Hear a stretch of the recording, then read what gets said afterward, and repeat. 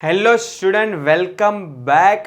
आज अपन 12th का 10th chapters पढ़ेंगे जो है डिविडेंड और इंटरेस्ट। तो सर 9th कहाँ पे गए, गापची मार दिया क्या आपने? 9th में पढ़ा होगा, डोंट वरी, जो लिंक में है इसलिए मैंने तुम लोग उसको स्किप किया है। इसलिए इंडिपेंडेंट चैप्टर्स है, इसलिए मैंने तुम लोग को ये शुरू किया, क्योंकि वो 9th वाला चैप्टर है डिपॉजिटरी सिस्टम और स्टॉक एक्सचेंज से रिलेटेड है।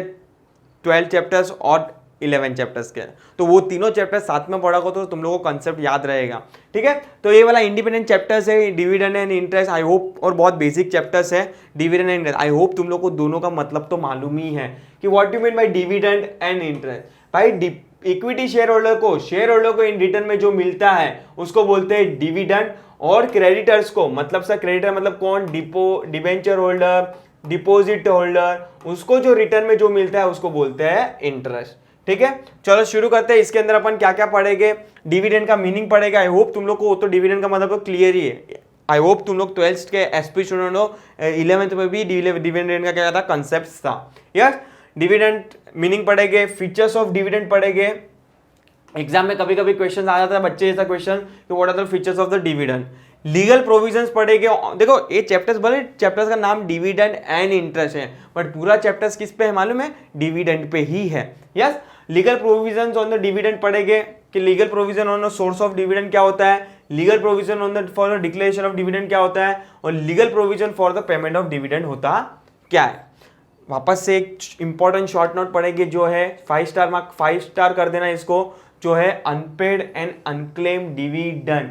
मैनी टाइम्स आया हुआ क्वेश्चन से, लास्ट 5 साल का पेपर देख लेना, 5 में से 3 बार ये वाला शॉर्ट नोट तो उन लोग ने डाला ही है। Mode of payment of dividend, interim dividend क्या होता है, और इंटरेस्ट का छोटा सा झलक दिया है, मीनिंग क्या होता है और उसका फीचर्स क्या होता है। सर इसके अंदर एक बहुत इंपॉर्टेंट डिफरेंस बिटवीन है, जो है आपका फाइनल डिविडेंड और इंटरिम डिविडेंड। तो मैं चैप्टर की शुरुआत ही वहां से कर रहा हूं कि what is the final dividend and what are the interim dividend. ठीक है, चलो शुरू करते हैं अपन। Distinction between interim dividend and final dividend, ये वाला झलक तो तुम लोग को मैंने जब भी अपन करस्पॉन्डेंस विद द मेंबर पढ़ रहे थे 6 वाला चैप्टर्स लेटर्स के अंदर, तभी तुम लोग को छोटा सा झलक मैंने बता दिया था कि भाई जो भी dividend declare at a annual general meeting of the company करते हैं, वो डिविडेंड को कौन सा डिविडेंड बोलूंगा मैं? फाइनल डिविडेंड बोलूंगा। तो what you mean by sir interim dividend? Interim dividend is that dividend which is declare between 2 annual general meeting, it's called interim dividend. देखो नाम में ही लिखा है इंटरिम, इंटरिम का मतलब होता है बीच वाला। तो interim dividend is that dividend which is declare between 2 annual general meeting. तो इन लोग का मीनिंग आई होप तुम लोग को क्लियर हो जाएगा कि what is the interim dividend and final dividend. चलो शुरू करते हैं फटाफट। It is a declare and paid between 2 annual general meeting is called interim dividend, और it is a declare and paid after closure of the financial year, is called nothing but final dividend.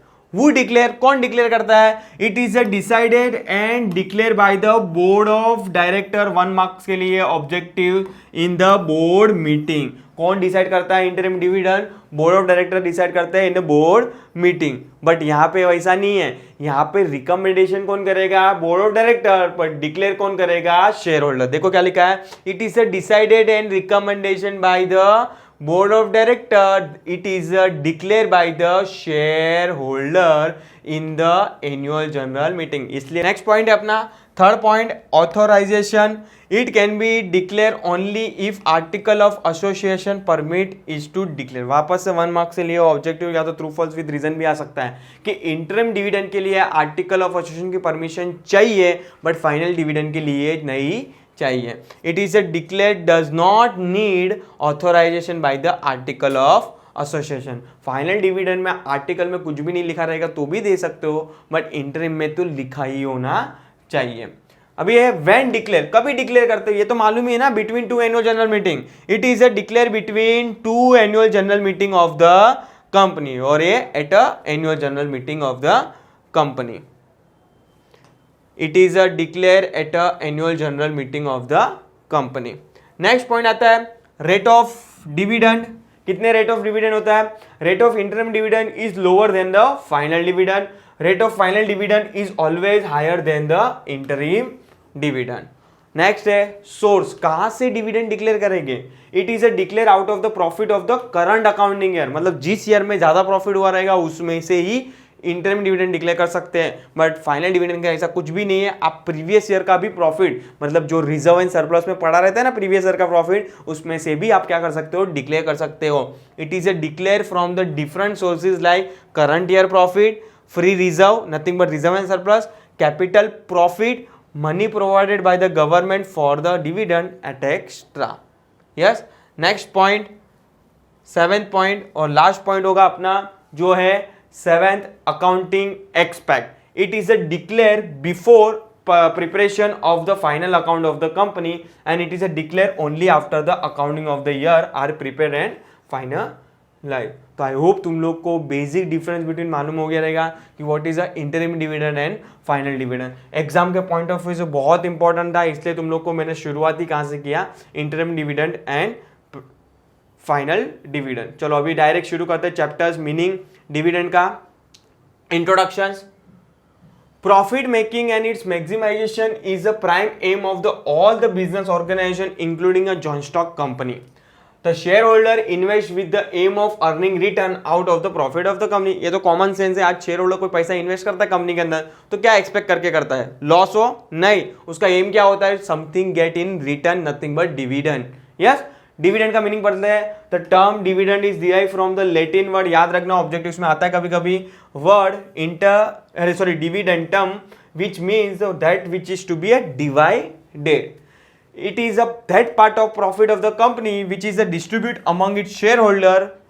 Dividend is a share in the distributable profit of the company to which the shareholder is entitled when it is formally declared by the company. Definitions आपके हिसाब से please read out कर लेना, जिसका भी definition अच्छा लग रहा है। चार्टर्ड अकाउंट ने भी दिया है और सुप्रीम कोर्ट ने भी अपना हिसाब से डेफिनेशंस दिया है। अभी इंपॉर्टेंट चीज है जो है फीचर्स ऑफ डिविडेंड। एग्जाम में कभी डायरेक्ट क्वेश्चन आ जाता है कि what is the dividend and what are the features of dividend. बच्चे जैसा क्वेश्चन है, 5 मार्क के लिए पूछ लेते हैं कभी कभी, ठीक है। चलो देखते वन बाय वन, ध्यान से समझना, कुछ भी डाउट हो तो बिंदास कमेंट सेक्शन में डाल देना। पहला क्या लिखा है इन लोग ने? It is a portion of profit of the company पे टू द शेयर होल्डर, मतलब वो प्रॉफिट है कंपनी का जो शेयर होल्डर को पे करते हैं। पहला फीचर्स क्या हो जाएगा?